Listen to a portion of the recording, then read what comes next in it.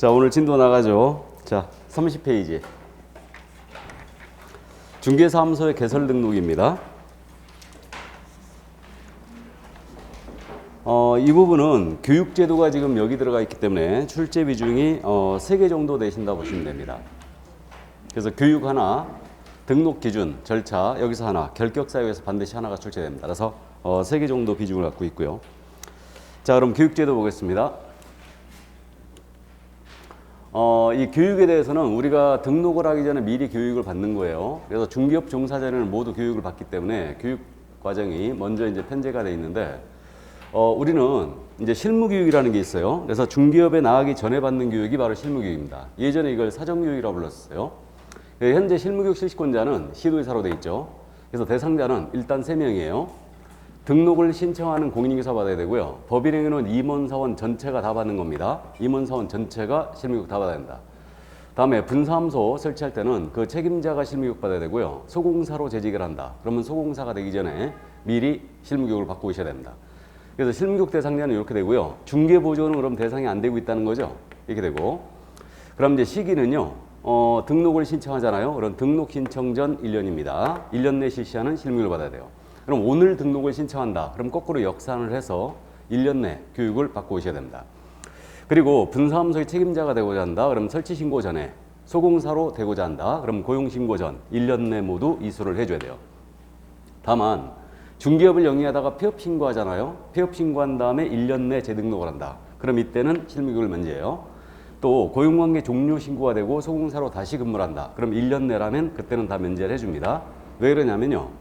교육 내용이 법률 지식과 부동산 중개 및 경영 실무, 다음에 직업윤리를 내용을 하기 때문에 단기간 내 재등록 시에는 이걸 면제를 하는 겁니다. 자, 그 다음에 교육 시간 기억해 두시는데요. 이건 28315 기억합니다. 그래서 28시간 이상 32시간 이하. 그래서 현재 7시간씩 4일을 교육하고 있는 거예요. 그래서 여러분들이 합격하시면요. 만약에 소공사로 근무한다 또는 등록을 한다. 바로 실무교육 신청하셔야 됩니다. 자, 여기까지. 그래서 실무교육 크게 어렵지 않습니다. 이 정도 이해만 하시고요. 넘어갑니다. 자, 이제 직무교육인데, 자, 이 직무교육에 대한 내용은 중개보조원이 받는 교육입니다. 그래서 이제 중개보조원으로 근무하고자 한다. 그러면 직무교육을 받고 오셔야 되는데, 직무교육 실시권자는 당연히 이제 시도의사가 들어갑니다. 그래서 우리는 교육이 일단 시도의사의 권한으로 이해하시는데, 특히 주의할 점이 요거 직무교육은 등록관청도 들어간다는 거예요. 그래서 이걸 주의하셔야 돼요. 그래서 직무교육 실시권자는 시도지사 또는 등록관청입니다. 대상자는 중개보조원이 대상이고요. 고용신고 전 1년 내 미리 받으시는 거예요. 다만 고용관계 종료 신고되고 1년 내에 재고용된다. 그럼 이때는 직무교육을 받지 않아도 됩니다. 그다음에 교육 내용은 직업윤리만 내용으로 하고 있어요. 그다음에 시간은 반나절이에요. 그래서 이제 3, 4시간을 교육하고 있고요. 현재 교육비는 5만 원이네요. 자, 이 정도. 그래서 직무교육 이 정도로 이해해 두시고요. 여기서 뭐 시험에서 이 정도까지 묻지는 않는데 질문이 이렇게 된 거예요.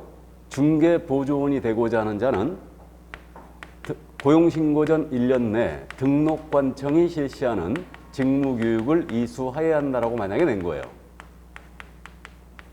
OX. 중개보조원이 되려는 자는 고용신고 전 1년 내 등록관청이 실시하는 직무교육을 이수하여야 한다. 틀렸죠? 시도지사 또는 등록관청이나 나오거나 이게 통째로 빠져야 됩니다. 그래서 시도지사가 실시하는 직무교육을 받을 수도 있죠. 그러니까 정확하게 이해해 두시고 여기까지는 내지는 않을 거예요. 그러나 이제 이해는 해 두시고요. 꼭 직무교육은 등록관청도 들어간다는 걸 이해하셔야 돼요. 그러면 중개보조원이 되려는 자는 고용신고 전 1년 내 등록관청이 실시하는 직무교육을 이수할 수도 있다라고 내면요. 이건 맞았죠? 그러니까 장난치는 것 같지만 정확하게 이해를 해주시기 바랍니다. 그래서 이 정도 이해를 해두시고요. 자, 그럼 이제 연수교육으로 넘어갑니다. 이 연수교육은 보수교육적 성격이 있는 거예요. 그래서 중개제도라든가 이제 법이라는 게 이게 바뀌거든요. 그러니까 이걸 교육해 주는 건데 실시권자는 당연히 시도사입니다. 대상자는 개업공인중개사와 소공사가 대상이에요. 그럼 연수교육 대상에 중개보조는 빠져 있다는 얘기죠. 그래서 이제 중개보조는 연수교육 대상이 안 됩니다. 그러니까 보조원은 오직 직무교육의 대상만 되고 있고요. 일단. 자, 그 다음에 이제 시기는, 이거는 연수교육은요, 주기적으로 받는 거예요. 그래서 2년마다 이수를 하셔야 됩니다. 2년마다. 그러면 2년이라는 시간은 상당히 긴 시간이거든요. 그렇기 때문에 2년이 되기 2개월 전까지 연수교육 대상자에게 통지를 해줘요. 그래가지고요, 요 2년이 돼가지 않습니까? 그러면 협회에서 우리 문자 계속 찍습니다. 그래서 이제 개공하고 이제 소공이 일단 대상입니다. 그럼 연수교육을 안 받았잖아요. 이거 제재가 상당히 셉니다. 연수교육을 안 받아버리면 500만 원 이하의 과태료예요. 그래서 실무교육이나 직무교육은 처벌이 있을 수가 없죠. 실무교육이나 직무교육은 안 받게 되면 안 받아주거든요. 그러니까 연수교육에 대해서만 제재가 있는데 연수교육은 안 받게 되면 500만 원 이하 과태료입니다. 그래서 이 점 기억해 두시고요. 그래서 2년이 되기 2개월 전까지 통지한다는 점도 기억해 두시고요. 교육 내용은 연수교육이기 때문에 법이나 제도의 변경사항이라든가 다음에 중개 및 경영실무, 직업윤리를 내용을 하고 있어요. 이 부분이 이제 실무교육과 조금 차이가 있는 부분이고요. 시간은 하루 반나절이에요. 그래서 12시간 이상 16시간 이하로 일단 되어 있습니다. 현재 지금 하루 반나절 12시간을 교육을 하고 있어요. 연수교육비는 8만 원입니다. 현재. 그래서 가서 이틀 교육받고 오셔야 돼요. 그래서 이제 교육 시간이 있지 않습니까? 이게 연계성이 있는데 지금 직무교육은 3, 4시간이죠. 그러면 3, 4, 12 아닙니까? 그럼 연수교육은 12, 16이에요. 그 다음에 둘이 더하면 28이죠. 그러니까 실무교육은 28, 3, 2예요. 그래서 숫자 그렇게 하시고요. 3, 4, 12, 12 더하기 16은 28, 28, 3, 2 이렇게 이제 기억합니다. 자, 그래서 연수교육은 안 받게 되면 500만 원 이하가 들어가는 거. 이거는 500만 원 이하가 들어 누가 부가징수하겠어요? 시도의사겠죠. 이자가 실시권자니까 당연히 시도의사가 부가징수합니다. 자, 이제 내려갑니다. 교육 지침에 대한 부분으로 내려가는데, 자, 이 교육 지침 지금 31쪽 맨 밑에 있습니다. 그럼 교육은 기본적으로 지금 시도의사의 권한이거든요. 그러다 보니까 이 교육이 시도별로 시행되다 보면 수준이 서로 안 맞을 수 있더라 이거예요. 그래가지고 우리 국토부 장관은 교육의 그 균형 유지를 위해서 교육 지침을 마련해 시행할 수 있습니다. 그래서 현재 교육 지침이 마련이 돼 있어요. 그러면 요 교육 지침에 들어갈 내용, 요것도 출제한 적이 있는데 교육 지침에 어떤 내용이 포함되냐면 교육의 목적, 교육 대상, 다음에 교육 과목, 다음에 시간이라든가 강사의 자격 다 들어가거든요. 나아가 수강료도 들어가요. 그래가지고 현재 그저 실무교육은 13만 원으로, 연수교육은 8만 원으로, 직무교육은 5만 원으로 되어 있는 겁니다. 자, 그래서 이제 그 밖에 교육의 실시에 필요한 기준과 절차가 교육 지침에는 포함이 되어야 한다. 그래서 요 수강료가 들어간다는 게 특이합니다. 이 정도 감 잡아두시고요. 자, 그럼 국토부 장관이 교육 지침을 마련하여 시행할 수 있다. 그 정도 이해하시고 넘어갑니다. 이제 부동산 거래 사고 예방 교육이 있어요. 그래서 이제 부동산 거래 사고 예방 교육은 3명이 다 할 수 있습니다. 그럼 3명이라는 것은 국토교통부 장관, 시도의사 등록관청이에요. 이 3명은 개공 등입니다. 개업공사 등에 대하여 부동산 거래 사고 예방을 위한 교육을 실시할 수 있다 이렇게 돼 있어요. 그럼 지금 현재 국토부 장관, 개공 등이란 표현이 나왔는데 이 개공 등이란 표현은 중개업에 종사하는 자 전체를 얘기합니다. 그래서 개업 공인중개사 외에도 소속 공인중개사, 다음에 중개보조원, 법인의 임원사원이죠. 그러니까 중개업 종사자 전체입니다. 이들을 대상으로 부동산 거래 사고 예방 교육을 할 수 있어요. 그러면 국토부 장관입니다. 개공만 대상으로 사고 예방 교육 할 수 있어요, 없어요? 있죠? 있습니다. 우리 등록관청이에요. 중개보조원만 대상으로 사고 예방 교육 할 수 있습니다. 그래서 이 세 사람은 개공 등에 대하여 사고 예방 교육을 실시할 수 있다. 그럼 지금까지 교육은 모두 필수성을 띠고 있었는데 부동산 거래 사고 예방 교육은 임의성을 띠고 있다는 거예요. 그래서 실시할 수 있다 이렇게 돼 있고요. 그러면 사고 예방 교육은 임의성을 띠고 있으니까 요거 사고 예방 교육을 한다. 그러면 교육 대상자에게 통지해야 되죠. 그래서 통지 또는 공고를 해주는데 이는 교육일 10일 전까지예요. 10일 전까지 통지한다. 그럼 10일이 지금 등장했는데 우리 10일짜리가 사교협회 종료 통보로 암기할 거거든요. 사교협회 종료 통보. 주요한 10일이 이거예요. 7일, 10일은 반드시 암기하고 있어야 되는데 사는 뭐냐 하면 사무소 이전 신고죠. 10일에 하게 돼 있고 이게 교육이에요. 무슨 교육? 사고 예방 교육이에요. 그래서 교육 통지 공고 며칠 전까지 한다? 10일 전까지예요. 다음에 협회는 다음 달 10일까지 협회 통보하는 거죠. 다음에 고용관계 종료 신고 10일에 하게 돼 있고 이게 과태료 부과 통보예요. 그래서 신고관청이 개공에 대한 과태료 때렸다. 그러면 등록관청에다 그 사실 알려주는데 10일 내에 통보해 주게 돼 있어요. 그래서 사교협회 종료 통보 일단 이렇게 기억하시고요. 자, 그럼 사고예방교육 통지 10일 전까지 하게 돼 있고요. 이거는 교육비 지원 규정이 있어요. 근데 교육비 지원 규정이요. 교육시설이라든가 강사의 비용이라든가 그 다음에 장비 비용 이런 것들을 지원한다고 그랬으니까 교육을 하는 자한테 주는 거예요? 받는 자한테 주는 거예요? 하는 자한테 주는 거죠. 그러니까 사고예방교육에 대해서는 교육비 지원 규정이 있다는 거. 이 정도 참고해 두시기 바랍니다. 여기까지. 자, 그래서 교육 여기까지 이해를 해 두십니다. 뭐 크게 어려운 점은 없어요. 그래서 뭐 시험에서는 주로 오늘 오후 기출특강하죠, 참. 오늘. 그래서 뭐 여러분들은 지금 시험을 보고 2주차, 1주차 이렇게 이제 지금 하고 있는데 진도별로 나가는 거예요. 그래서 기출문제 유형을 보는 게 이제 워밍업입니다. 그래서 사실 시험이 뭐 기출문제가 상당히 중요해졌죠. 그러니까 시험이 지금 그 32번 기출문제가 지금 쌓여있기 때문에 기출문제가 상당히 중요해요. 그래서 이제 기출문제 보면서 그 타겟, 어디가 중점적으로 출제되는가를 이해할 수 있는데 주로 이제 이 교육에 대해서는요. 실시권자와 대상자가 누구냐 이걸 잘 물어봐요. 그럼 이제 예를 들면 그런 거죠. 뭐 분사함수의 책임자가 되고자 하는 자는 분사함 설치 신고 전 1년 내 실시하는 직무교육을 받아야 한다. 이런 식으로 내요. 그럼 책임자는 실무교육 받아야 되는 거죠. 그러니까 이제 교육명을 바꿔내는 거죠. 이렇게. 그래서 어쨌든 뭐 이거 참고를 일단 해두시고요. 이건 쉽게 맞춥니다. 자, 그러면 이제 교육에 대한 내용 여기까지 이해를 해두시기 바랍니다. 자, 그럼 이제 32쪽 중개사무소의 개설 등록으로 이제 들어갑니다.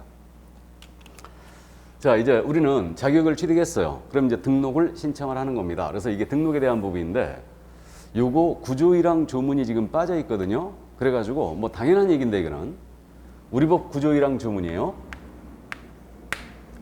중개업을 영위하려는 자는 이 법에 따른 중개사무소의 개설 등록을 해야 한다 그랬어요. 이게 우리 법 구조1항 조문이에요.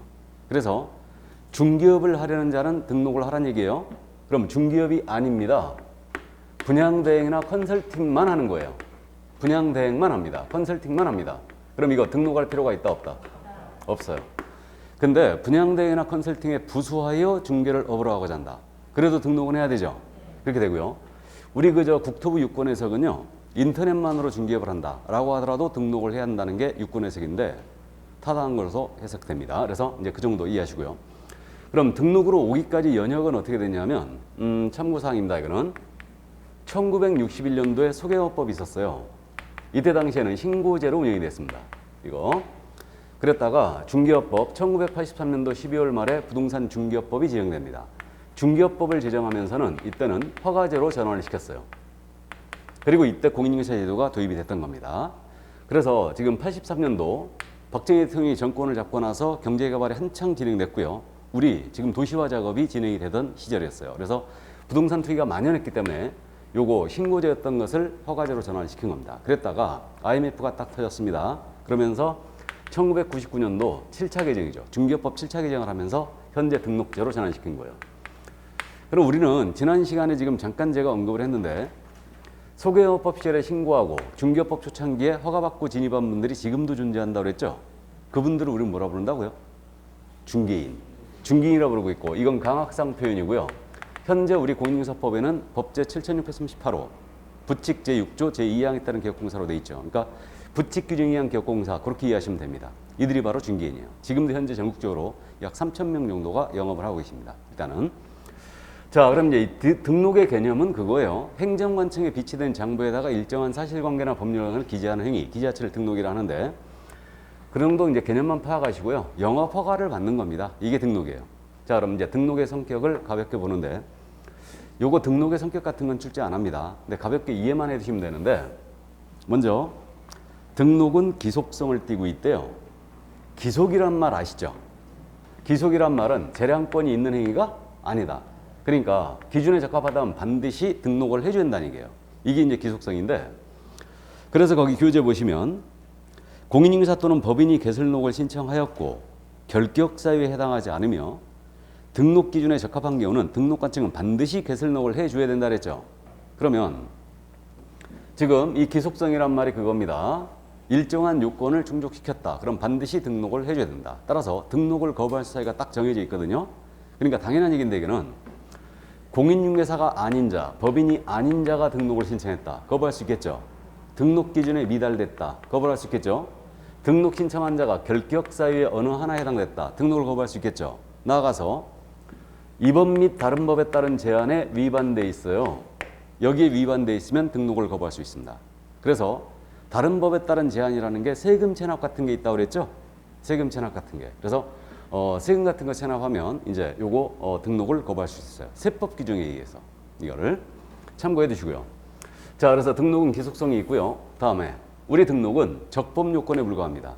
그러니까 중개업을 하고자 할 때는 등록을 하라고 했으니까 이 시점에서 등록을 한 거예요. 이 시점에서 등록을 했습니다. 그럼 이전에 한 행위는 무등록 중개업이죠. 그러니까 이건 위법한 행위였는데 등록을 하고 중개업을 했지 않습니까? 그럼 적법한 중개업이 되는 거예요. 그래서 등록이라는 것은 위법했던 것을 적법한 것으로 바꿔주는 요건이다. 적법 요건이라고 부르는데 적법 요건이라는 말은 몰라도 돼요.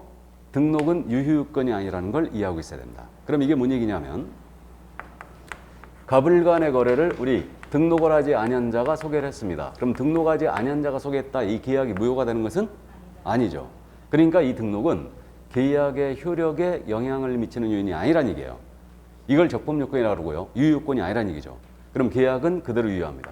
근데 토지거래 허가 같은 거 있죠. 토지거래 허가 구역을 내서 토지거래 하면서 만약에 허가를 안 받고 해버렸다. 계약이 무효죠.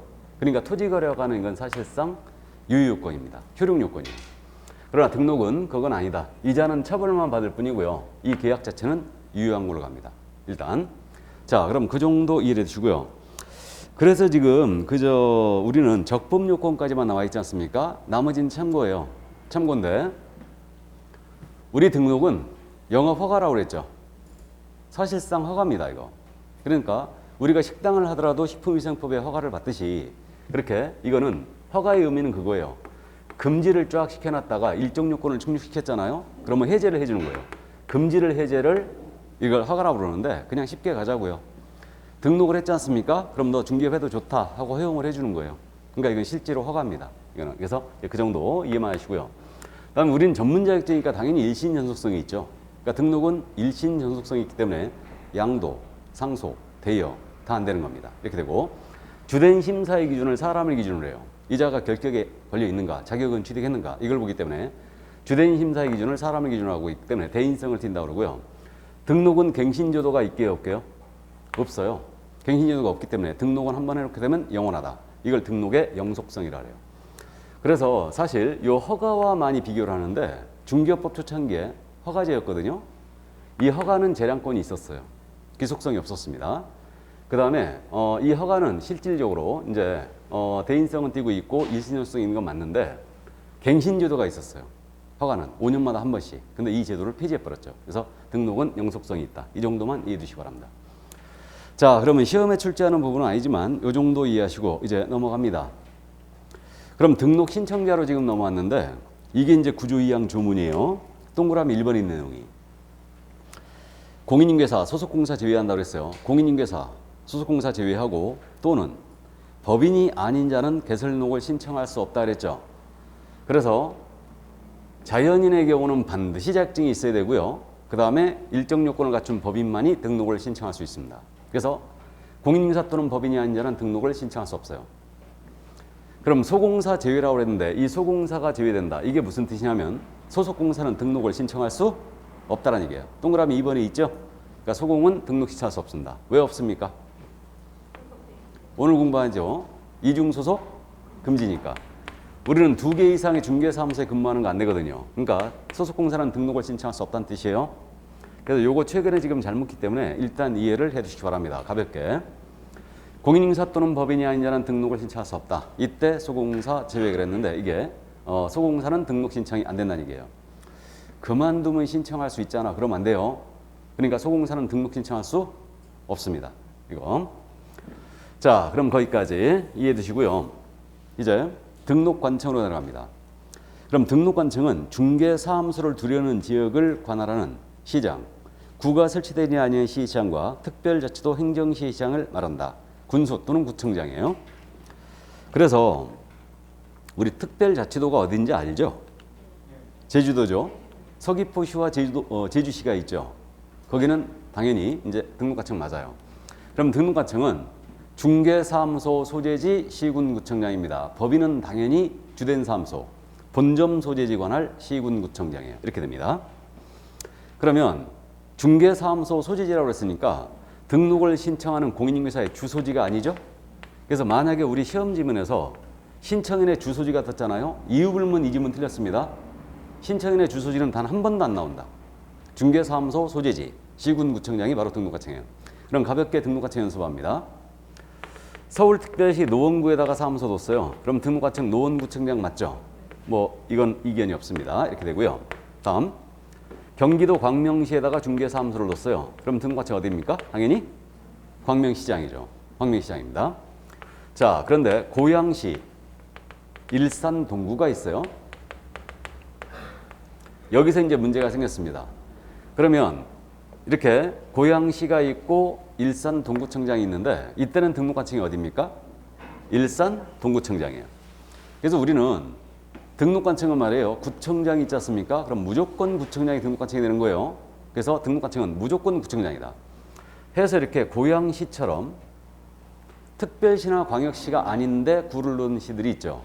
그래서 이런 시들을 공법 시간은 대도시로 공부했죠, 지금. 인구 50만 이상의 도시, 대도시로 지금 공부했는데, 그럼 이런 시들이 지금 현재 우리 경기도에는 6개가 있습니다. 고양시가 구가 있고요. 성남시에도 구가 있죠. 수원시에도 구가 있고, 안양시에도 있고, 안산시에도 있고, 용인시에도 있어요. 그래서 6개가 있고요. 충청도 쪽에는 청주시와 천안시가 구가 있고, 전라도 쪽에는 유일하게 전주시가 구가 있어요. 그 다음에 경상도 쪽에는 포항시와 창원시가 구가 있거든요. 그럼 지금 말씀드린 포항시장, 창원시장, 전주시장, 뭐 천안시장, 청주시장, 고양시장 모두 등록과청? 아니에요. 그러니까 요 시군 구청장 할 때 요 시장은 구가 설치되지 아니한 시장을 얘기하는 거예요. 맞죠? 구가 설치된 시장은 절대 등록과청이 아니에요. 이게. 자, 그래서 이제 가볍게 그렇게 이해만 해두시면 되고요. 여기는 일산 동구청장이 등록과청입니다. 자, 그럼 여기서 참고. 일산 동구청장이 자기도 구청장이라 하여 노원구청장하고 맞먹자고 합니다. 그럼 뭐 맞는다고요? 예, 싸대기 맞는다고 그랬습니다. 우리 노원구청장 투표로 뽑죠. 그래서 투표로 뽑는 단체장이 있는 지역, 투표로 뽑는 단체장이 있는 지역을 지방자치단체라고 그래요. 지방자치단체. 그래서 노원구가 지자체가 되는 거죠. 이게 지방자치단체예요. 근데 여기는 고양시가 지방자치단체죠. 고양시장을 투표로 뽑아요. 그다음에 일산 동구청장은 고양시장이 임명한 구청장에 불과합니다. 그래서 고양시가 지방자치단체가 되는 거고 여기는 지자체가 아닌 구죠. 그래서 여러분들이 공법 시간에 지방자치단체인 구를 자치구로, 지방자치대가 아닌 구를 비자치구로 공부해요. 이해하셨죠? 참고해 두시고요. 우리 쪽에서는 자치구냐 비자치구냐 이거 중요하지 않습니다. 일단 그래서 이제 조례 때문에 조금 이제 언급을 한 거예요. 그래서 이 정도 등록관청 이해해 주시고요. 사무소 관할 시군구청장이다. 법인은 주된 사무소예요. 자, 그럼 그 정도 이해하시고 이제 내려갑니다. 등록 기준으로 내려가요. 그럼 이제 등록 요건을 확보를 해야 되는데 자 이제 등록 기준으로 내려갑니다. 그러니까 이 등록 기준은 반드시 이해해 두셔야 됩니다. 이건 매회 출제라고 보시면 돼요. 등록 기준은. 그럼 지금 현재 등록을 할 수 있는 자는 크게 개인과 법인으로 나눠볼 수 있고 개인을 민법에서는 자연이라고 부르고 있죠. 그러니까 자연의 등록 기준. 우리 교재는 그냥 공인중개사가 일어났지 않습니까? 이건 자연인을 얘기하는 거예요. 그래서 자연인의 경우는 공인사 자격을 취득해야 돼요. 이게 가장 먼저입니다. 자격을 취득할 것. 다음에 실무교육을 받을 것. 중개사무소로 확보할 것. 다음에 결격사에 해당하지 않을 것. 이게 자연의 등록 기준이에요. 크게 어렵지 않습니다. 그러면 자연인의 경우는 자격증이 없으면 절대 등록이 안 되기 때문에 변호사만 주의하면 돼요. 변호사 자격증이 있는 자입니다. 공인중개사 자격증은 없어요. 등록 신청할 수 있다 없다? 없다. 없습니다. 그러면 변호사인 자는 중개사무소 등록 기준을 적용받지 않는다라고 낸 거예요. OX.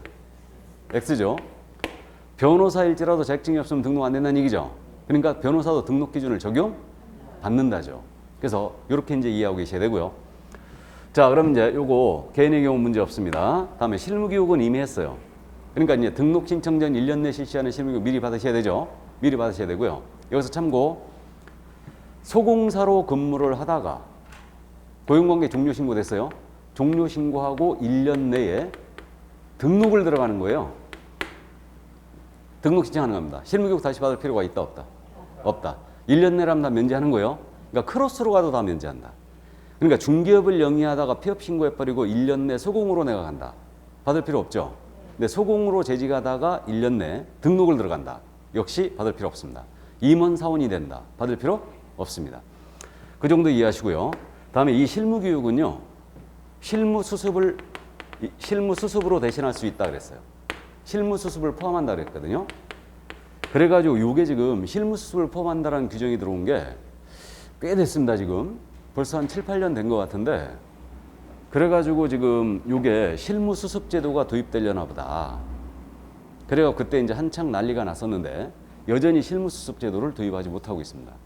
그러니까 수습으로 대신할 수 있다는 얘기가 있어요. 이 규정이 있는데 구체적으로 시행령이 확정이 안 됐어요. 그때 당시에 논의할 때 실무 수습을 어디서 할 거며 얼마나 할 거며 이게 이제 문제였거든요. 그러니까 이게 이제 논란이 있었는데 뭐 3개월 얘기도 나오고 6개월 얘기도 막 나왔었습니다. 그럼 중개사무소 가서 근무를 해야 된다는 얘기죠. 그 얘기인데 이게 중개사무소 이게 전국에 지금 11만 개나 있는데 가서 지금 근무를 하자면은 이게 진짜 근무를 했는지도 문제잖아요, 지금. 그죠? 그러니까 이제 고용신고를 하고 그렇게 이제 해야 되는데 어쨌든 요거 언급만 있고요. 법문에만 있고 실제적으로 실무수습은 지금 도입을 못하고 있는 겁니다. 근데 제가 보기에는 실무수습제 도입하는 게 좋을 것 같긴 한데 느낌상으로 일단 어차피 개업을 하려면 여러분들이 소공사로 재직을 하죠 좀. 자 그럼 이제 그 정도. 그러면 이제 남자분들이 문제예요. 특히 젊으신 분들은 상관이 없는데 머리가 희끗희끗하신 분들은 문제죠. 중개사무소 써주질 않으니까 이게. 그러니까 어쨌든 개업을 이제 바로 해야 돼요. 남자분들은 대다수. 자 그래서 실무교육을 어쨌든 이제 받으셔야 된다. 먼저 받으셔야 되고 다음에 중개사무소를 확보해야 되거든요. 자 그럼 이제 사무소에 대한 내용은 다음 주 공부하는데 우리 교재도 지금 사무소가 기역, 니은, 디귿, 리을 기준이 지금 정리가 돼 있죠. 자 그럼 중개사무소 설치 기준 여기서 다 보고 갑니다. 그럼 중개사무소를 미리 확보를 해놓는 거예요. 우리 계획으로 들어가는 거 있다 없다? 없어요. 미리 확보를 해놓는 겁니다. 이거. 그래서 계획으로 들어가는 거 없습니다. 그럼 중개사무소를 확보해 놓는데 어떤 기준하에 확보해야 되냐면 건축물 대장에 기재가 된 건물이어야 됩니다. 그리고 등록 신청자가 소유, 전세, 사용대차, 임대차의 방법으로 그 사용권을 확보해 줘야 돼요. 그래서 소유권을 확보하든 임차권을 확보하든 뭐 상관이 없습니다. 그래서 이렇게 사용권이 있음을 증명을 해줘야 돼요. 자, 그래서 건축물 대장에 기재가 된 건물의 확보함을 원칙으로 하는데 다만 건축물 대장에 기재가 안 돼 있을지라도 준공이나 사용검사가 된 건물에는 예외적으로 설치할 수 있다 그랬어요. 이게 준공이나 사용검사가 된 건물, 준공 떨어진 건물에는 가능하다는 얘기예요. 그럼 여기서 여기까지가 딱 우리가 기준이 있는 거거든요. 규정이. 나머지는 해석상의 문제예요. 해서 건축물 대장에 기재가 돼 있어야 되니까 무허가 불법 건축물은 설치할 수 있다 없다? 없습니다. 이렇게 되고요. 다음에 가설 건축물 있죠. 컨테이너 사무실이라든가 샌드위치 판넬 사무소입니다. 가설 건축물이에요. 가설 건축물은 설치할 수 있다 없다? 없다. 주의하시고 다음에 이 규정을 봤을 때 면적을 제한하는 규정은 존재하지 않아요. 면적 제한 규정 없습니다. 이게 적정 면적이면 되는데 실무적으로 우리가 품위를 유지하기 위해서 전용 면적 기준에 했을 때 몇 평 정도는 돼야 된다고요? 6평 정도 돼야 된다고 그랬죠. 6평 정도 돼야지 책상 2개 정도 깔고 테이블 하나 놓고 이제 그 정도가 이제 가능합니다. 자, 그래서 어쨌든 면적 제한 기준은 존재하지 않는다. 이렇게 되고요. 그러니까 시험에 묻는 부분은 여기까지예요. 가설 건축물에 설치할 수 없다. 면적 제한 규정 없다. 요걸 제일 잘 묻고요. 나머지 이제 해석상의 문제니까 참고사항입니다. 그러면 지금 나머지는 지금 참고사항인데 우리 일순환 하신 분은 아셔요. 다른 개업공사가 이미 개설 등록을 하여 사용 중인 건물이에요. 그러니까 A가 개설 등록을 하여 사용 중인 건물인데 여기다 대고 내가 중개사무소에 등록을 신청하는 겁니다. 이거 된다 안 된다? 되는 거죠. 우리 개업공사는 업무의 효율적 수행을 사무소 공동사용이 되죠. 그러니까 내가 여기다 등록 들어갈 수 있습니다. 이때는 신청 서류에다가 A의 승낙서 들어와야 되죠. 공동사용하는 다른 경우에 승낙서 같이 들어오면 돼요. 그래서 이제 가능하고요. 다만 이자가 업무정지 기간 중이에요. 여기는 등록할 수 있다 없다? 없죠. 근데 이자가 휴업기간 중이어도 등록할 건 상관없죠. 그래서 일단은 다른 경우에 사용 중인 건물에도 가능하다. 이 정도. 그 다음에 이제 여기 뭐 언급은 없지만요. 참고사항입니다. 공법 시간 우리가 지금 사무소를 공부했는데 공법 시간에 우리 중개사무소는 근린생활시설이 있죠. 근린생활시설. 제1종 근생, 제2종 근생에 설치할 수 있죠. 이게 그래서 면적에 따라서 제1종, 제2종 근생으로 일단 분류되고 있으니까 여기 근린생활시설에 설치할 수 있고 해석상 일반 업무시설 있죠. 일반 업무시설에도 설치할 수 있습니다. 일단 이렇게 되어 있고요. 그 다음에 여기는 없지만 당연한 얘기로 사무소로 쓰기의 용도가 적합해야 돼요. 사무소로 쓰기의 용도가 적합해야 된다. 그럼 이게 뭔 얘기냐면 대장상 용도가 주택으로 되어 있는 거예요. 여기다 대고 개설농 할 수 있을까 없을까? 예? 대장상, 건축물 대장상 용도가 주택으로 되어 있다고요. 여기에 등록 신청할 수 있을까 없을까? 당연히 없어요. 여기는 언급이 없지만 사무소로 쓰기에 적합한 용도여야 됩니다. 그러니까 만약에 용도가 주택으로 되어 있다면 용도 변경 절차를 거쳐야 됩니다. 그래야 등록할 수 있어요. 이게. 그래서 건축물 대장에 기재가 돼 있으니까 상관없지 않느냐? 그러면 안 돼요. 여긴 없지만 당연히 건축물 대장상 용도가 사무소로 쓰기에 적합한 용도여야 됩니다. 이건 실무적인 문제예요. 그래서 그 정도 이해해 두시고 그러면 이렇게 대장에 기재가 돼 있어야 되지만 준공이 떨어진 건물은 된다고 그랬죠. 그럼 이때는 준공이 떨어졌고 어떤 사유로 건축물 대장 기재가 아직 안 된 거예요. 그러면 그때는 대장 기재가 왜 지연되는가? 사유서를 같이 첨부해 주게 돼 있어요. 그러니까 임대차 계약서에다가 대장 기재가 지연되는 사유서를 같이 첨부해야 됩니다. 자, 그럼 이제 이 정도 이해를 해 주시면 되겠네요. 여기까지. 그리고 결격 사유는 오늘 마지막 시간에 자세히 들여다보니까 그때 이제 들여다봅니다. 그럼 개인의 등록 기준 문제 없죠? 여기까지 이해해 두시고. 그럼 이번에 이제 법인의 등록 기준이에요. 문제는 법인이에요. 그럼 법인도 큰 틀에서는 개인과 같다고 보면 돼요. 그렇기 때문에 법인은 자격취득이라는 건 없겠죠. 그러니까 이제 요 자격취득에 해당하는 부분인데, 자, 법인으로 이제 등록을 신청하는 겁니다. 그럼 법인은 먼저 그 동그라미 1번에 있죠. 상법상 회사이거나 협동조합 기본법에 따른 협동조합의 형태를 갖춰줘야 된다. 단 협동조합 중에 사회협동조합은 제외예요. 그리고 자본금은 얼마 이상이 된다? 5천만 원 이상이 돼요. 그래서 상법상 회사 또는 협동조합 기본법에 따른 협동조합으로서 자본금은 5천만 원 이상일 것. 이렇게 되고, 그 다음에 법 제14조에 규정된 업무, 이것을 법정 업무라고 해요. 그러니까 우리 법 제14조에서 법인이 할 수 있는 업무를 정해줬거든요. 그러니까 우리 법 14조가 정한 업무만을 영위할 목적으로 설립돼야 돼요. 그러니까 법정 업무만 영위할 목적으로 설립이 된 법인이 됩니다. 그리고 임원에 대한 요건인데 대표자는 공인중개사야 돼요. 중개법인의 대표자는 반드시 공인중개사야 되고 대표자를 포함한다 제외한다. 제외를 하고 그 임원 또는 사원인자의 3분의 1 이상은 공인중개사일 것. 여기까지. 요게 바로 이제 개인의 경우 자격 취득에 해당하는 요건으로 보입니다. 그러니까 법인이 기본적으로 갖춰야 될 요건이 바로 이거예요. 자, 그럼 이제 하나하나 이 뒤에 숨어 있는 내용을 정확하게 이해를 해 주셔야 되는데, 일단은 그럼 법인으로 가기 위해서는 상법상 회사이거나 협동조합의 형태를 갖추라고 그랬죠. 그럼 우리 상법의 기준을 보면 상법상 회사의 종류가 5가지가 있죠. 일단 그래서 잘 아시는 주식회사가 있고요, 유한회사가 있고, 유한책임회사가 있고, 합자회사가 있고, 한명회사가 있어요. 그럼 회사 제도에 있는 깊이 있는 이해는 필요가 없는데 이것만 주의하면 돼요. 중개법인을 상법상 회사로 하는 경우는 반드시 주식회사이어야 한다. OX, X, 그것만 주의하면 돼요. 그러니까 중개법인은 상법상 주식회사이어야 한다. 틀렸죠? 상법상 회사면 돼요. 그것만 주의하면 돼요. 그럼 주식회사는 주주들로 구성된 회사, 유한회사는 유한책임사원들로 구성된 회사예요. 그리고 유한책임사원이 누구냐 하면, 법에서 사원이라는 표현은 이 회사의 투자자인자를 얘기하는데, 투자자인자가 유한 책임을 진다. 투자한 금액을 한도로 회사 책임에 대한 책임을 지는 거예요. 이들로 구성된 회사가 일단 유한회사고요. 유한책임회사는 유한책임사원들로 일단 구성된 회사인데, 이거는 가족들끼리 쬐끄맣게 회사 운영하잖아요. 이걸로 가라 하고 이게 도입이 된 거예요. 독일식 유한책임회사가 도입된 겁니다.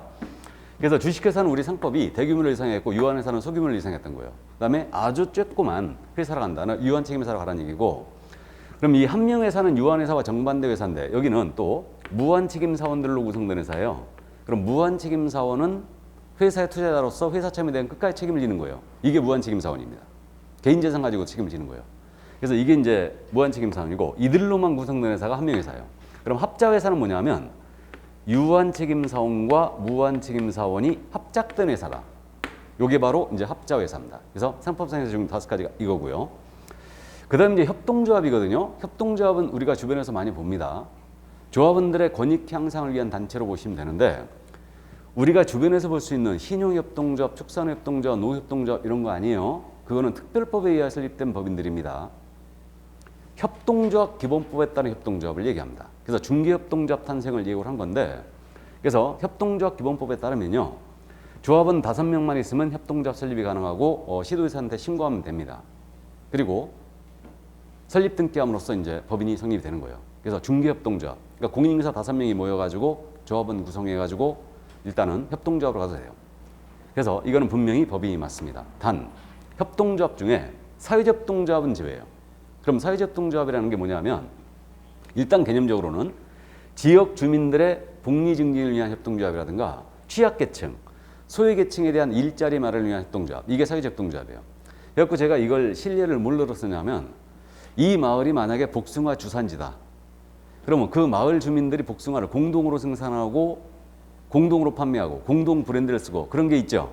그게 일종의 사회협동조합이에요. 우리 도시지역 쪽에서는 의사들 있죠. 의사들이 모여가지고 의료협동조합을 만드는데 이것도 사회협동조합이에요. 사회협동조합은 왜 안 되냐면요. 이건 기본적으로 비영리법인이에요 지금. 그럼 비영리법인은 등록을 할 수 있다 없다? 없어요. 그래서 협동조합이 가능한데 사회협동조합은 안 된다는 걸 꼭 기억해야 됩니다. 그래서 사회협동조합은 비영리법이기 때문에 이거는 안 돼요. 이게. 자, 그럼 여기 지금 나와 있으니까 미리 먼저 보고 갑니다. 그럼 임원에 대한 요건이거든요. 임원 또는 사원인자의 3분의 1 이상 공인사라고 그랬죠.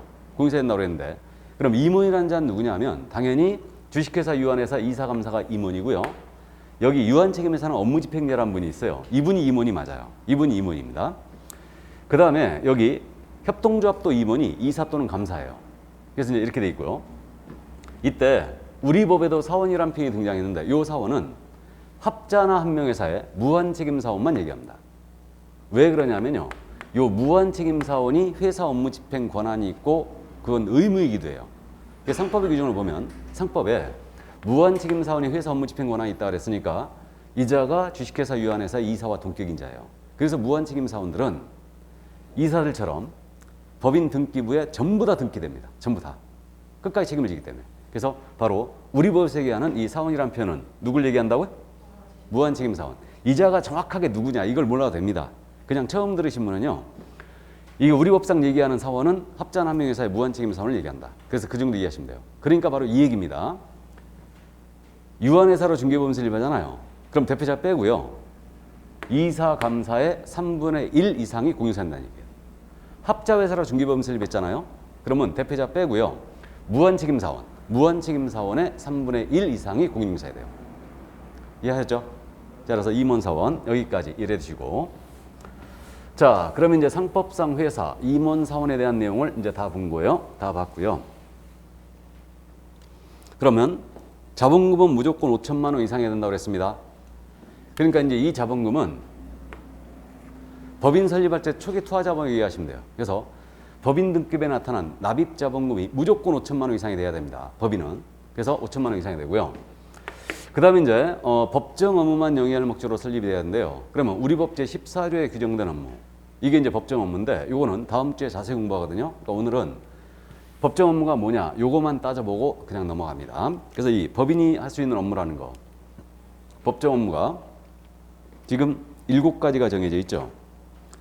그래서 요거는 지금 현재 다음 주에 공부하니까 자세히 그때 보기로 하고요. 우리 교재는 지금 33쪽에 맨 밑에 중기업 플러스 5개 플러스 경공매 이렇게 돼 있죠. 33쪽 맨 밑에 동그라미 2번.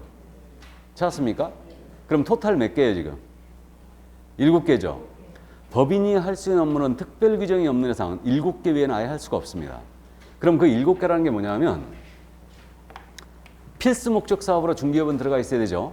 반드시 이건 들어가 있어야 돼요. 필수 목적 사업으로 중기업은 들어가 있어야 되고 6가지 업무가 더 들어갈 수 있거든요. 이것을 소위 법인의 겸업이다 이렇게 불러요.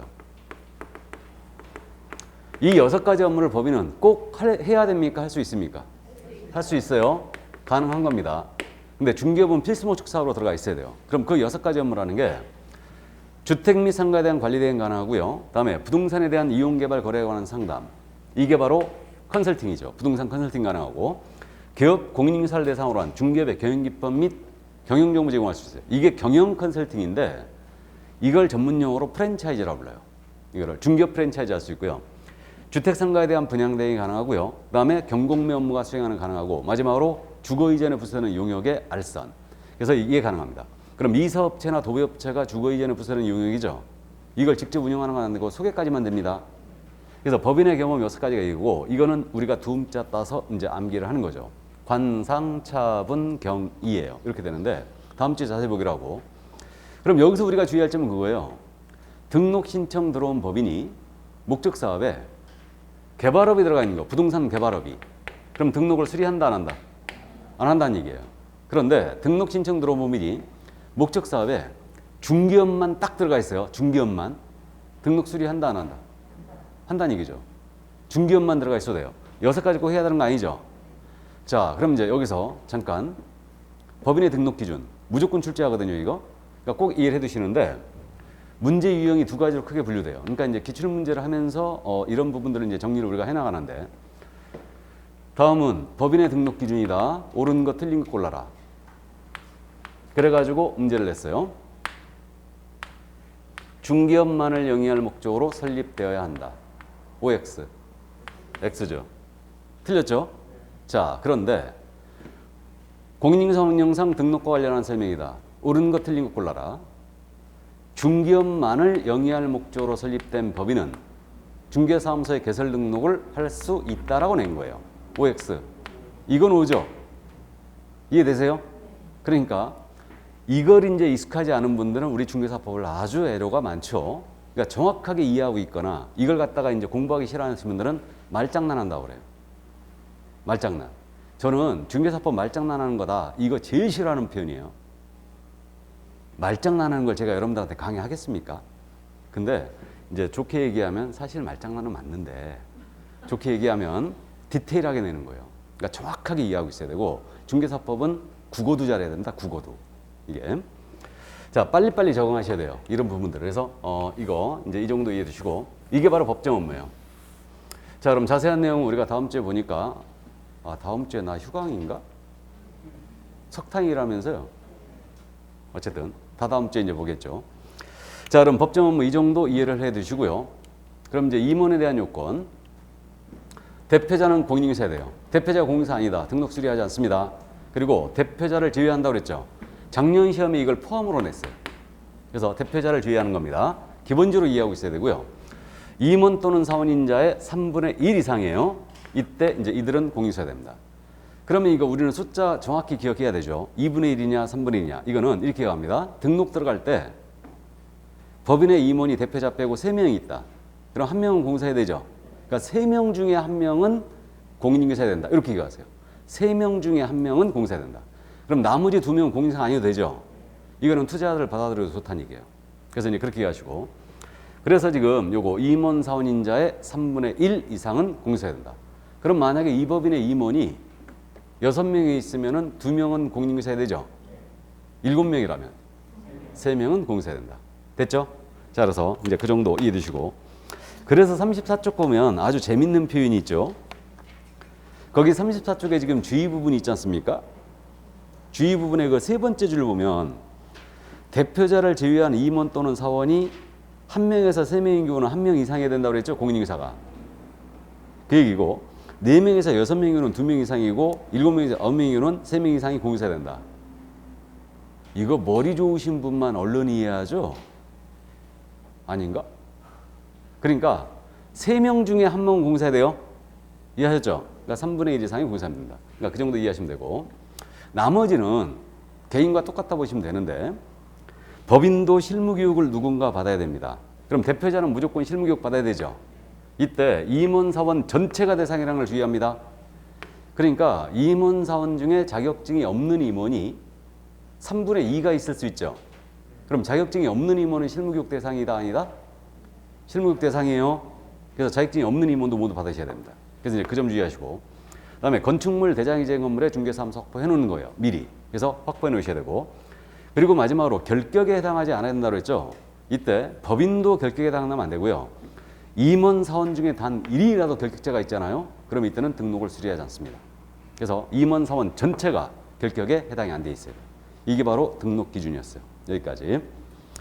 자, 그러면 이제 법인의 등록 기준을 전부 다 봤는데 거기 주의 부분을 잠깐 보시죠. 주의. 34쪽의 주의 찾으셨어요? 글자가 작아서 잘 보이시죠? 자, 그럼 보겠습니다. 이런 지문들이 참 이 요약집이 마음에 들어요. 그러니까 기출 지문들, 중요 지문들이 많이 들어가 있기 때문에 이런 것들이 참 좋아요. 그러니까 보겠습니다. 자본금 5천만 원 이상인 사회적 협동조합 중개사무소에 등록을 할 수 있다. OX. 수금 안 되죠. 그러니까 사회적 협동조합은 절대 불가고. 두 번째, 법 제14조에 규정된 것 외의 업무를 영위할 목적으로 설립된 법인은 등록을 할 수 없다고 그랬죠. 그러니까 법정 업무 외의 것이 들어가 있다. 등록을 안 받았다는 얘기예요. 자, 그다음에 세 번째 받고, 네 번째, 공인중개사가 아닌 임원 또는 사원도 실무교육을 받아야 한다. 맞습니까? 그래서 자격증이 없다 하더라도 실무교육 모두 받으라고 그랬죠. 다 받아야 되고, 그 다음에 손해배상 책임을 보장하기 위한 보증의 설정은 개설 등록 업무 개시 전에 하기 때문에 등록 요건에 해당하지 않는다. 자, 보증 설정은 등록 기준에 해당한다 안 한다? 해당하지 않는다. 제가 원래 이제 이 정도, 이건 이제 특강할때 쓰는 문제인데 요걸 많이 베껴가지고 요즘은 다른 분들이 베껴가지고 제가 요즘은 이 문제를 잘 안 쓰는데, 법인의 등록 기준이다. 옳은 거 틀린 거 골라라. 옳은 거 골라라. 1번, 자본금은 1,000만 원 이상일 것. 2번, 보증을 2억 이상 설정할 것. 3번, 중개사무소, 건축물 대장 기재된 건물에 미리 확보할 것. 원칙적으로 확보할 것. 4번, 대표자는 공인중개사일 것. 다음에 5번, 상법상 회사이거나 협동조합 교원법에 따른 사회적 협동조합일 것. 정답 몇 번? 정답 몇 번? 예? 건축물, 이거 제가 잘못 냈네.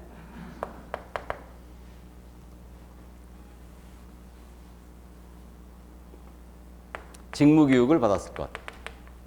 그럼 정답 몇 번? 4번. 대표자는 공인해야 된다 이랬죠? 함정은 뭐였냐면 이거예요. 우리가 지금 방금 읽어봤으니까 알아봤죠? 보증을 2억 이상 설정해야 된다. 등록 기준? 아닙니다. 뭔만 이해하죠? 그래서 등록 신청할 때는요, 보증서를 끊고 싶어도 못 끊습니다. 보증서는요, 기본적으로 등록번호가 나와야 돼요. 등록번호가 언제 나오냐 하면 등록 통지 시점에 나와요. 그러니까 등록번호가 없기 때문에 보증을 끊고 싶어도 못 끊어요. 등록하기 전에는. 자, 그래서 이제 이 정도 참고를 해 두시고요. 자, 그래서 법인의 등록 기준, 이거는 매회 출제하니까 정확하게 이해를 해 두시기 바랍니다. 그러면 거기 마지막, 농업협동조합법에 따른 지역협동조합이 부동산 중개업을 하는 때는 공인중개사 법령에 정한 등록 기준을 갖춰야 한다. 자, 이거 이해를 꼭 해두시는데, 우리가 지난주에 특수법인 해버렸죠, 이미. 그래서 우리 다른 법률에 따라 우리 법인인 개업은 종류가 두 가지가 있다고 그랬어요. 법인인 개업공사라는 종류가 하나는 순수 중개법인이 있고 또 하나는 특수법인이 있어요. 이 특수법인이라는 표현은 강학상 쓰는 표현이라고 했고, 특수법인이란 말은 우리 공사법에는 현재 다른 법률에 따라 중개업을 할 수 있는 법 이렇게 돼 있죠. 대표 주제가 지역농협이라고 그랬죠. 그럼 지역농협은 등록하지 않고도 농지에 대한 매매기관 임대차 중개할 수 있죠. 등록 필요 없어요. 그러면 한국자산공사는 등록을 해야 되는데 다른 법률에 따라 중개업을 할 수 있는 법인, 법인의 등록 기준을 적용한다 안 한다? 안 한다. 이게 첫 번째 특례예요. 기억나십니까? 이거 매회 출제하니까 꼭 기억해 두라고 했습니다. 그래서 지역협동조합은 등록 기준을 적용받지 않습니다. 그럼 대표자 공사 아니어야 되고 임원 중에 공사 한 명도 없어도 됩니다. 두 번째 특례. 우리 특수법인도 분사함 설치할 수 있다고 그랬죠. 이때 분사함소 지점인데 분사함소의 책임자는 공인중개사 한다는 요건이 있어요. 이 요건을 적용한다 안 한다? 안 한다. 그러니까 다른 법률에 따라 중개업을 할 수 있는 법인의 분사무소의 책임자는 공인중개사가 아니어도 된다. 이 점 꼭 기억해 두시고 이거를 거의 매일 출제 이거는 매일 출제하고 그 다음에 지역노동조합입니다. 보증 설정 받았죠? 지역노협 보증 설정이 얼마 이상? 1,000만 원 이상으로 받았어요. 농협은. 그래서 지역노협은 1,000만 원 이상으로 받은 겁니다. 한국자산관리공사는 2억 이상 설정해야 돼요. 법인이니까. 그래서 지역노협은 받은 거예요. 그래서 이 세 가지가 바로 특수법인에 대한 특례였고 이거를 거의 매회 출제하니까 반드시 하고 계셔야 됩니다. 자, 그래서 이제 거기까지 해두시고 이제 등록의 절차로 내려갑니다. 자, 그럼 이제 등록 신청서에 갖고 서류가 지금 등장했는데 그럼 등록 신청 중개사무소 소재지 관할 시군 구청장이라고 그랬죠. 그자가 바로 등록관청이에요. 거기다 등록을 하니까. 그래서 그자가 등록관청이 되는 거고 그럼 이제 신청을 할 때 서류를 제출하는 거죠. 서류를 제출하는데 어떤 서류를 내야 되느냐 이 문제거든요. 서류는 여러분들이 시험에 나오면요 기본적으로 어려워하십니다. 서류는 기본적으로 어려워하는데 그냥 등록 기준을 정확하게 이해하고 있다면 등록 기준 증명서를 첨부하면 된다라고 이해하면 돼요. 해서 거꾸로 첨부하지 않아도 되는 서류를 이해하면 됩니다. 첨부하지 않아도 되는 거. 그래가지고 지금 현재 등록 신청할 때 제일 먼저 공인중개사 자격을 취득하라고 그랬죠. 그럼 자격증 사본을 내느냐? 내지 않습니다. 이거는 직접 다 확인 요청 들어가요. 등록관청이 시도지사에게 자격별 시도지사에게 확인 요청하기 때문에 자격증 이거 사본은 내지 않습니다. 이거 이해해 두시고 법인의 경우는 법인등기상 증명서를 내느냐? 내지 않습니다. 우리 과목에서요 전체를 통틀어서 법인등기상 증명서 내는 경우 없습니다. 모두 직접 다 확인 들어가요. 전자정법에 의해서 직접 다 확인 열어봅니다. 그렇기 때문에 법인등기상 증명서 절대 안 내고요. 다음에 건축물 대장도 당연히 안 냅니다. 건축물 대장에 기재된 건물의 사무소 확보라고 했거든요. 근데 건축물 대장은 안 내요. 왜 그러냐면 건축물 대장은 지들이 갖고 있어요. 시군구청장이. 그러니까 이건 당연히 안 냅니다. 직접 다 확인한다는 얘기죠. 그 다음에 이제 이거 전에는 보증관계증서 잘 물어봤거든요. 근데 이거 안 물어본 지 한 20년 됐어요 지금. 보증관계증서는 물어보지도 않습니다. 왜? 이거는 등록할 때 보증서를 내느냐 낼 수가 없다니까 아예. 그죠? 그러니까 보증서는 안 낸다는 거 당연히 이해해 주시면 돼요. 그럼 나머지 교육받으라고 그랬죠. 그러면 실무교육 수료증 사본 내야 되지 않겠어요? 다만 이것도 실무교육을 위탁받은 기관이 전자적 방법으로 확인 가능하도록 조치를 해놨잖아요. 그럼 이때는 제출하지 않습니다.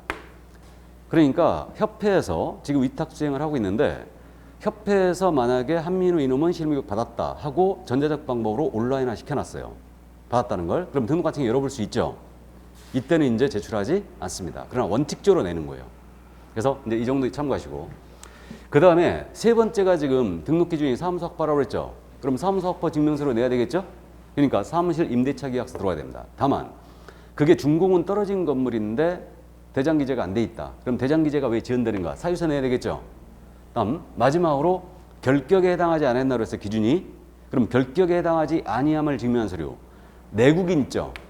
내국인은 내지 않아요. 그럼 결격 사유라는 게 우리 일순환 신문 들어봤는데 전과 사실이라든가 미성년 이런 것들이죠. 그러니까 결격에 해당하지 아니함을 증명한 서류를 내국인은 내지 않아요. 왜 그러냐면 직접 가족관계 등록제에다가 신혼주에 들어갑니다. 그러니까 이건 내지 않아요. 이게 그러니까 본적지들을 알고 있어야 되겠죠. 물론 주민번호 때리면 본적지 나와버리니까 등록관청에다 조에 들어가는데 시구 읍면장 그 우리가 그저 호적에 빨간 줄 올라간다는 말 아시죠? 들어봤죠? 호적에 빨간 줄 올라간다는 말이 무슨 말이에요 이게? 전과 있다는 얘기죠. 근데 호적에다가 지금 호적은 없어지고 가족관계 등록으로 바뀌었는데 호적에다가 빨간 줄 그어버렸을까요? 그거 아니에요. 호적에 무슨 빨간 줄을 그어 거기다가 그게 아니고 나중에 이제 뭐 혼인을 했거나 그러면 이제 호적에서 빼면은 거기서 이제 X로 주말을 하게 돼 있는데 빨간색으로 이제 긋는데 그게 이제 전과 올라가는 게 아니고 그거예요. 그 유래가 그랬다고 그래요. 일제 강점기 때 우리 독립투사들 있죠. 그분들 호적에다가 일본 놈들이 빨간색으로 표시해놨다 이렇게. 그래갖고 전과가 있는 게 이제 빨간 유로 올라간다 그러는데 지금은 정확하게 1심 검찰청에서 1심 검찰청 형이 확정이 되잖아요. 정확하게 집행유예 이상의 형이 확정이 되면 수형인 명부라는 게 있어요. 수형인 명부. 형을 받은 자들이죠. 수형인 명부를 1심 검찰청에서 만들어가지고 이걸 갖다가 시의구 읍면장, 가족관계 등록을 관장하는 시의구 읍면장한테 통보를 해줘요. 통보를 해주면 시의구 읍면장이 수형인 명부를 관리하고 있거든. 여기에 등재되는 게 빨간 줄로 올라가는 거예요. 그래갖고 신혼조에다 들어갑니다. 일단. 자, 그렇기 때문에 내국인은 안 내요. 근데 이게 신혼조회가 안 되는 자는 내야 되겠죠? 그 자가 누구예요, 바로 위기인이에요. 위기인은 신혼조회가 안 되기 때문에 결격에 해당하지 아니함을 증명해서 직접 본인이 증명하는데, 자, 요건 교재 없는데 참고하세요. 참고하는데, 예를 들어서 필리핀 사람이 등록을 신청한다. 그럼 이 사람은 어떤 서류를 내면 되냐면요. 그 나라 정부가 발행하는 확인서. 이건 믿어도 되겠죠? 정부가 발행했으니까. 그다음에 이걸 내거나 이걸 못 낸다면 이 필리핀 사람이 우리나라 공직인 앞에서 진술을 해요. 나는 대한민국 공사법에 결격에 해당하지 않는다. 진술하고 그 진술서 공증받아요. 근데 요거 거짓말했을 수 있죠. 그러니까 이 공증받은 진술서를 필리핀에 있는 우리나라 영사관이 있죠. 여기 가서 확인 도장 찍어와야 돼요. 그럼 영사가 확인 도장 찍어주면서 그 나라 정부의 정권사실 조회할 겁니다. 그래서 공증받은 진술서로서 대한민국 영사가 확인한 서류 이걸 내거나 아니면 아포스티 확인서를 내면 돼요. 그래서 이 아포스티 확인서는 뭐냐면 외국 공문서에 대한 인증의 요구를 폐지하는 협약이 있어요. 이게 국제조약인데 이게 세계 100여 국가 가입되어 있고 우리도 가입되어 있습니다. 여기에 가입된 국가의 국민이라면 아포스티 확인서를 끊어와갖고 이걸 지출해야 됩니다. 그럼 이 아포스티 확인서에는 내가 대한민국 공사법에 결격에 해당하지 않는다는 증명이 들어가 있죠. 거기에. 그러니까 이게 이제 예를 제가 그렇게 들었어요. 지난 수란 때. 제가 만약에 외국에서 박사학위를 받아왔어요. 그럼 외국 박사학위증을 국내에 갖고 와갖고 내가 박사다라고 주장하면 이게 가짜일 수 있잖아요. 근데 내가 출국을 하기 전에 아포스티 발행기관 갖고 내가 아포스티를 받아온 거예요. 받아오면 아포스티가 이게 밀봉이 돼 있는데 아포스티를 받아오면은 국내에서 이게 공문서로서 이렇게 발생돼요. 그래가지고 바로 이게 박사학위증이 이게 공문서로서 발생되기 때문에 이게 증명이 되는 겁니다. 그래서 이제 그걸 내도 돼요. 그러니까 세 가지 중에 한 가지를 지출합니다. 이거 그래갖고 알아두시라고 그랬죠? 국제화 시대를 맞이하여 외국인이 우리 사무소 와가지고 대출받겠다 해갖고 내가 이 아포스티로 얘기한 적 있죠? 그래서 어쨌든 알아두시고. 자, 그래서 요 서류를 내야 됩니다. 외국인은 요 서류 중에 한 가지를 제출해야 되고 외국 법인은 임원이 외국인이었다. 그러면 결격에 해당하지 아니함을 증명한 서류를 냄과 동시에 국내 영업소 등기 서류가 같이 내야 돼요. 외국 법인은. 페이퍼 컴퍼니를 막기 위해서 국내 영업소가 있다는 증명서를 같이 내야 됩니다. 그래서 외국인만 결격에 해당하지 아니함을 증명한 서류를 낸다. 그렇게 이해하시고 어떤 서류를 내야 되는가는 출제한 적이 없어요. 그러니까 일단은 이해만 해주시고 국내 영업소 등기 서류를 외국 법인은 내야 됩니다. 이 정도 이해하시고 그러면 등록 기준 서류는 다 끝났는데 등록 기준에 없는 서류 한 가지 냅니다. 그게 뭐다? 여권용 사진이에요. 사진 한 장 내셔야 돼요. 3.5, 4.5 곱하기 3.5 곱하기 4.5 사이즈. 여권용 사진 한 장 내셔야 됩니다. 저 사진은 왜 내냐면 등록증에 붙여줘요. 그렇기 때문에 이거 일단은 여권용 사진 낸다. 여러분들이 제일 먼저 내는 사진이 이거 언제 낸다고 그랬어요? 응시원서 낼 때 낸다고 그랬죠? 그러니까 응시원서 낼 때 내는 사진 이쁘게 찍어내시라고 그랬죠? 왜요? 예? 그 사진을 왜 이쁘게 찍어내야 돼요? 그렇죠. 그 사진이 자격증에 붙어 나온다니까요. 그래갖고 우리 사장님은요, 그 자격증 낼 때 사진이 이렇게 뚝 하고 찍은 거야. 그래갖고 우리 자격증 게시해야 되잖아요. 그러니까 거기다가 사진란에다가 다른 사진 붙여가지고 게시를 해놨어. 일단. 그래갖고 어쨌든 사진 그때 이제 내고요. 그러니까 등록할 때도 냅니다. 실무교육 받으러 가실 때도 낼 거예요. 실무교육 받으러 가실 때도. 자, 그럼 이제 그 정도 일단은 이해를 해주시고 여기까지. 이게 이제 서류였고요. 그 다음 이제 이거 등록 신청할 때 수수료 내요. 그래서 수수료인데 지금 서울도 비슷할 텐데 27,000원 정도 될 거예요. 인천은 확실하게 27,000원이에요, 지금. 그래서 서울도 27,000원 정도 될 거고. 그래서 요거는 시군구 조례가 정하는 수수료를 내게 돼 있는데 그럼 만약에 노원구에다가 사무소 열었다. 그럼 노원구청장에 등록 신청하면서 노원구에 따른 노원구 조례에 따른 수수료를 내야 되겠죠. 노원구는 지방자치단체가 맞으니까. 근데 말씀드렸듯이 고양시 일산 동구에 사무소 뒀어요. 그럼 일산 동구청장이 등록관청 맞죠? 여기가 등록관청 맞고 이자에게 등록을 신청하지만 여기는 지방자치단체가 아니에요. 그러니까 등록 신청서는 어디 조례겠습니까? 고양시 조례가 되는 거예요. 참고해 두세요. 이건 뭐 물어보는 부분은 아니지만 이해해 두시고. 그 다음에 등록을 신청할 때요. 우리 도장 등록해야 되죠. 인장 등록을 같이 할 수도 있어요. 이때 해야 되는 건 아니고 인장 등록을 등록 신청하면서 같이 들어갈 수 있습니다. 자, 그럼 여기까지 하고요. 그럼 커피 한 잔 먹고 갈까요? 예, 잠깐 쉬었다 하겠습니다.